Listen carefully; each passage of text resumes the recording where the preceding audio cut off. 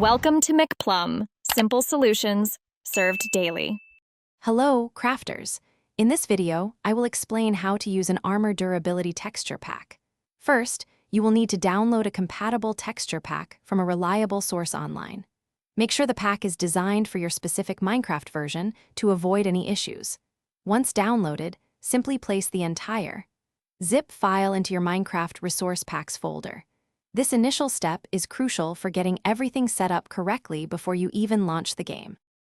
Now that your pack is in the correct folder, it is time to activate it within Minecraft. Start by launching the game and heading to the main menu. From there, click on Options, then select Resource Packs. You will see two columns, Available Resource Packs and Selected Resource Packs. Find your newly added durability pack on the left and click the arrow to move it to the right column. This action enables the pack for your gameplay. With the pack active, you will immediately notice visual changes to your armor.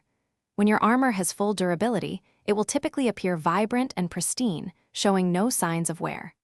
As you take damage or use your tools, the armor's visual state will gradually degrade.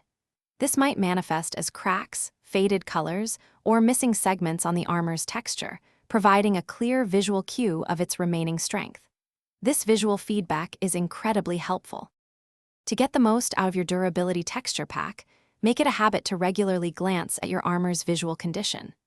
This allows you to anticipate repairs and prevent your gear from breaking unexpectedly during critical moments. Consider pairing your durability pack with other aesthetic enhancements for an even more immersive experience.